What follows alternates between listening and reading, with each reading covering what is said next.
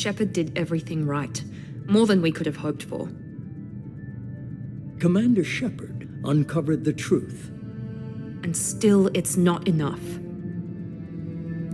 We're at war. No one wants to admit it, but humanity is under attack.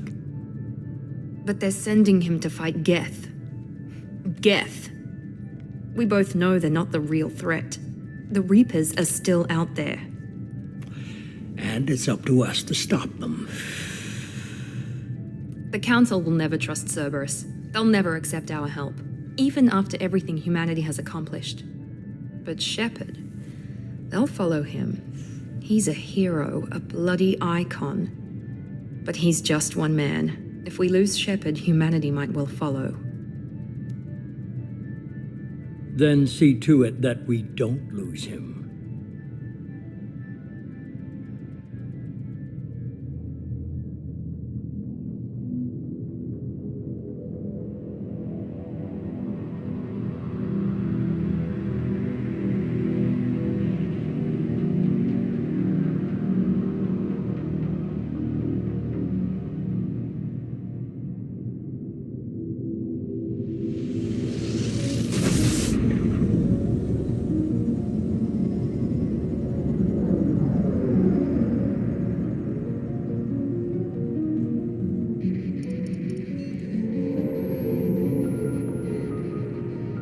Disengaging FTL drives. Emission sinks active. Board is green. We are running silent. We're wasting our time. 4 days searching up and down this sector, and we haven't found any sign of Geth activity. 3 ships went missing here in the past month. Something happened to them. My money's on slavers. The Terminus system is crawling with them. Picking up something on the long-range scanner. Unidentified vessel. Looks like a cruiser. Doesn't match any known signatures. Cruiser is changing course. Now on intercept trajectory. Can't be. Stealth systems are engaged. There's no way a Geth ship could possibly... It's not the Geth. Brace for evasive maneuvers!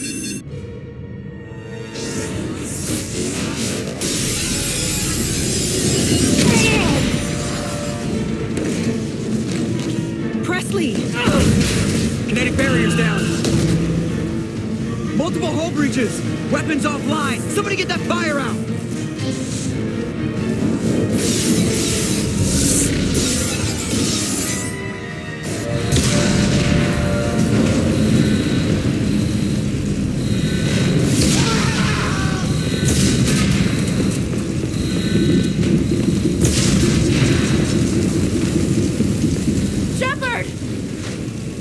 Distress beacon is ready for launch.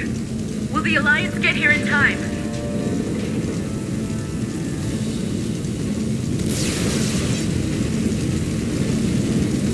The Alliance won't abandon us. We just need to hold on. Get everyone onto the escape shuttle. Joker's still in the cockpit. He won't abandon ship. I'm not leaving either. I need you to get the crew onto the evac shuttles. I'll take care of Joker. Commander. Ashley, go. Now. Aye, aye.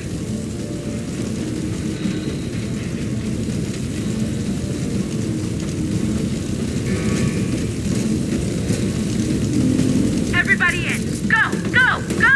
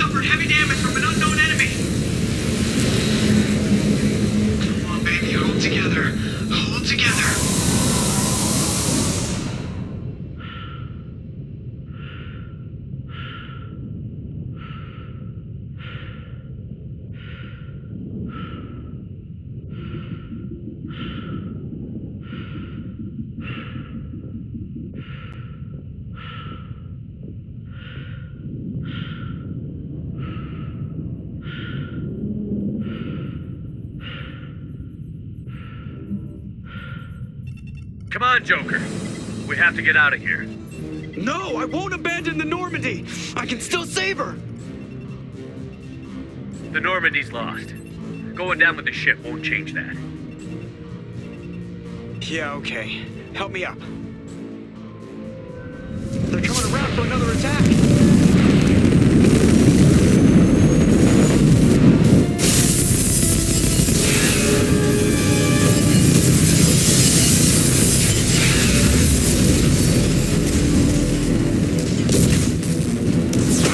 Watch the arm!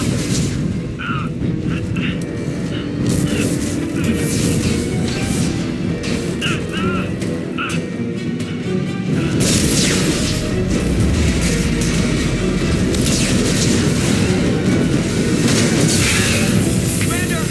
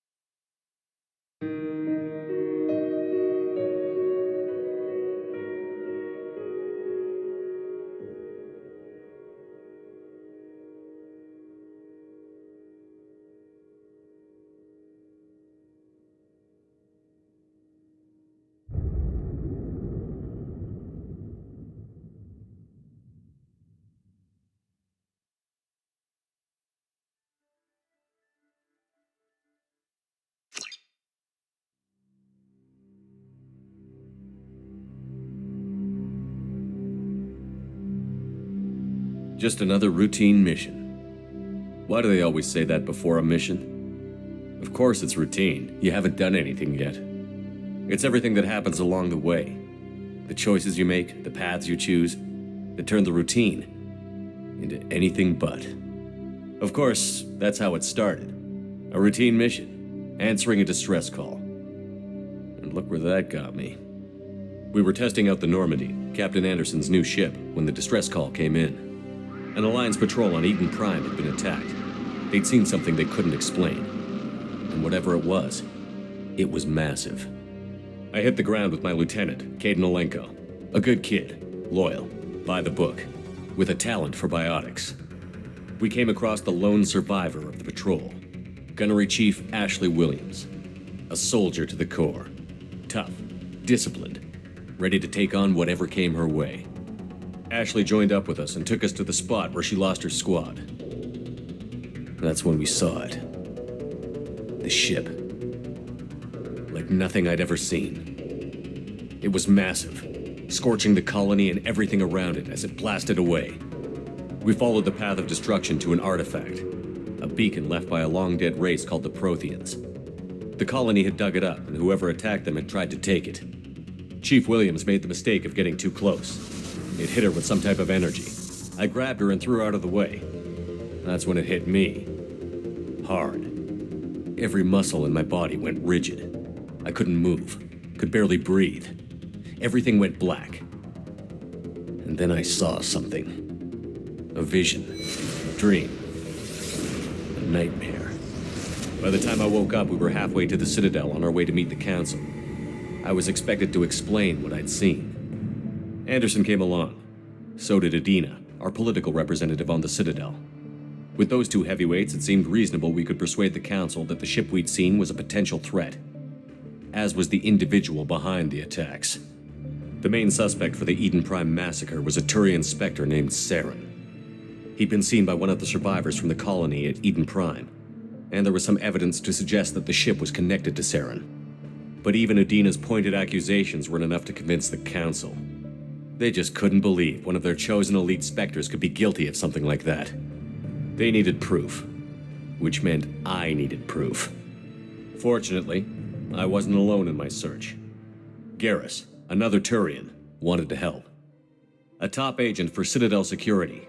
Despite orders from his superiors that he shouldn't get involved, he told me he was suspicious of Saren, and he had some useful leads. More importantly, he was willing to share them. That led me to Rex, the biggest, nastiest-looking Krogan bounty hunter I'd ever seen. He turned out to be more than just a brute. It was his intel that led to a fugitive with incriminating evidence on Saren. The fugitive turned out to be an energetic little Quarian named Tali. A tech expert with a knack for hacking, she'd procured some information on Saren. Evidence that proved Saren was dirty. Tali's evidence proved that Saren was responsible for the massacre on Eden Prime, and that the immense warship we'd spotted was in fact Saren's flagship. But it went much further. Saren was trying to find a way to bring back a race of sentient machines from dark space. Machines allegedly responsible for cleansing the galaxy of all organic life. These Reapers were blamed for wiping out all life 50,000 years ago, including the Protheans, then disappearing back through the mass relays to dark space, leaving no trace they'd ever been. That explained why Saren was after the beacon, and it made some sense out of my visions. But not much else. We couldn't convince the Council that the Reapers were a threat, but they agreed Saren had to be stopped. They stripped him of his Spectre status and gave me the honor of becoming the first human Spectre. My first task?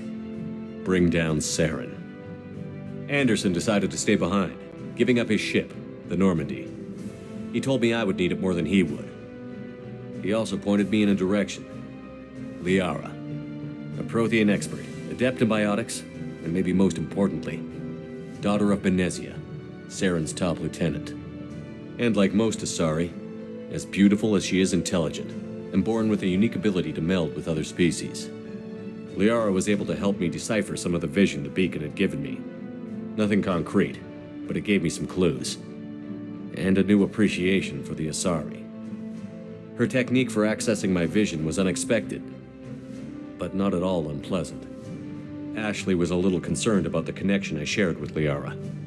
As commander, I knew either relationship had the potential to interfere with the mission. I decided discretion was the better part of valor, and kept my focus on our goal, finding Saren. Thanks to Liara's help, we had our next lead, Benezia. Saren had taken her to Novaria, where he'd enslaved a dangerous race of insect-like creatures, the Rachni. He ordered Benezia to use the same technique Liara had used on me to extract information from the Rachni Queen. The Queen's drones were everywhere, and they weren't happy. We had to fight through hundreds of them to get to Benezia. By the time we arrived, Saren was gone, with the information. I tried to reason with Benezia, but Saren had indoctrinated her.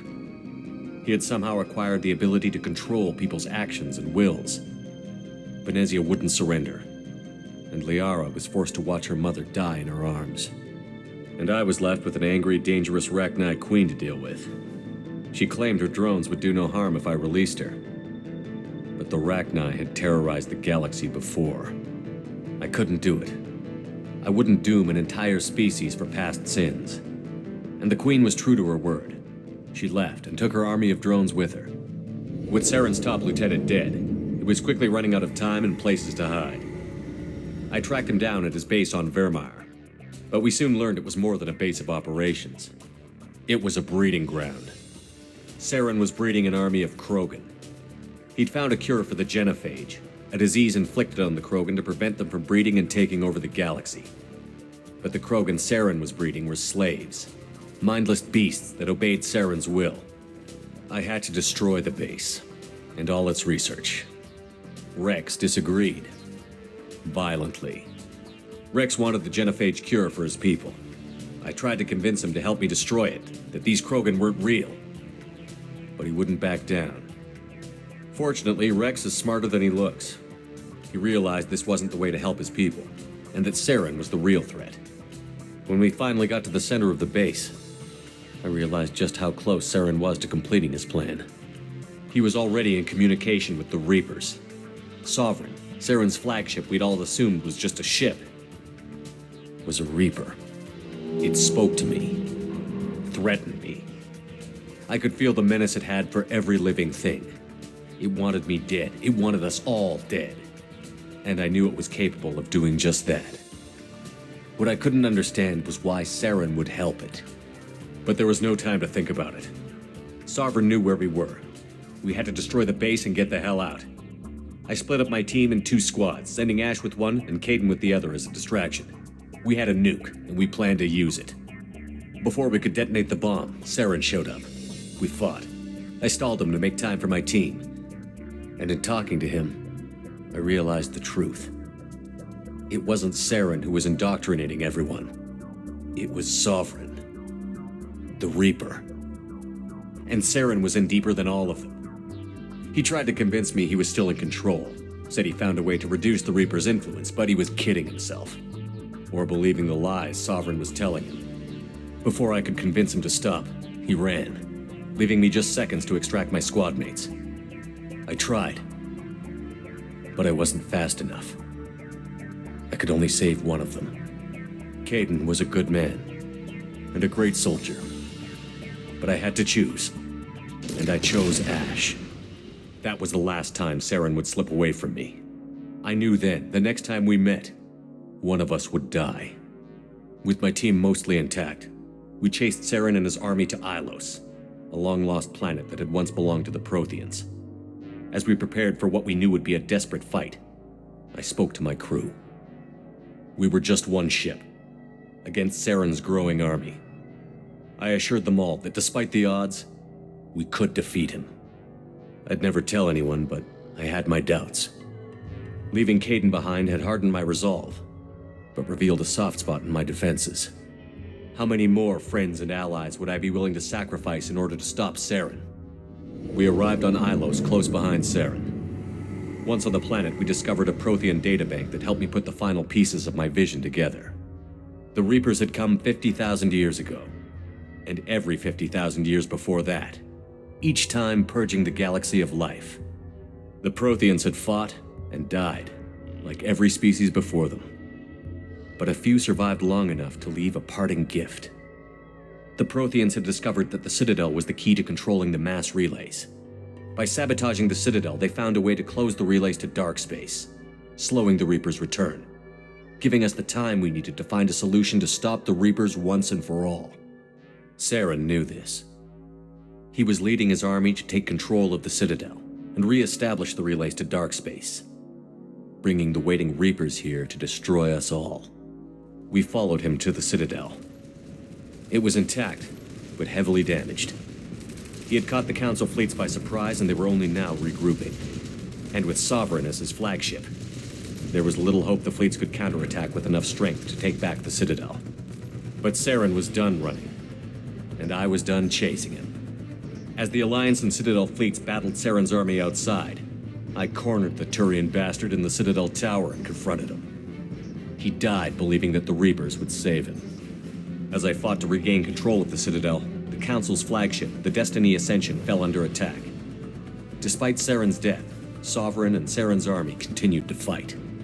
The Council was aboard the Destiny Ascension, and they were requesting assistance. But I knew in order to help them, I would have to put our human Alliance fleet in jeopardy. The Council could be replaced. The fleets were needed here and now if we were going to defeat Sovereign. Even with the Citadel back in my control, Saren defeated, and the Normandy leading the combined galactic fleet, the battle against Sovereign, a single Reaper, was relentless. It took the combined fleets of humanity and the other races, but in the end, Sovereign fell. But the costs were immense. While humanity's efforts in the war earned us our first seat on the Council, it was a hollow victory. The Reapers were still out there. I knew the fight was far from over, but as the one who'd led the fight against Saren, I was given new responsibilities. The choice of humanity's first counselor was left for me to decide.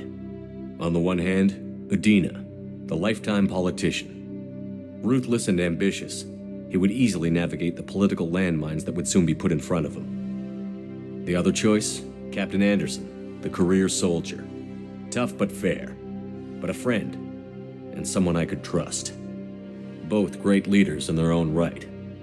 Anderson didn't want the job, which was a sure sign he'd be perfect for it. No ambition to get in the way. The war was over. The threat had passed. In time, The Council would rebuild itself. The Citadel could be repaired. Even the pain of lost friends would fade. But none of that mattered if the Reapers were still out there.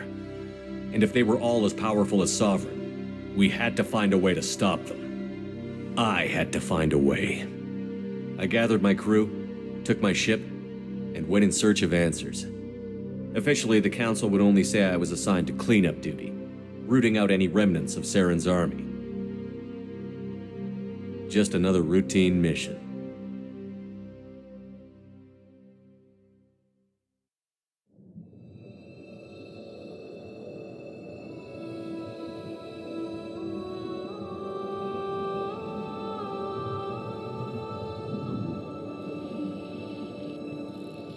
Commander Shepard has been recovered. The Lazarus Project will proceed as planned.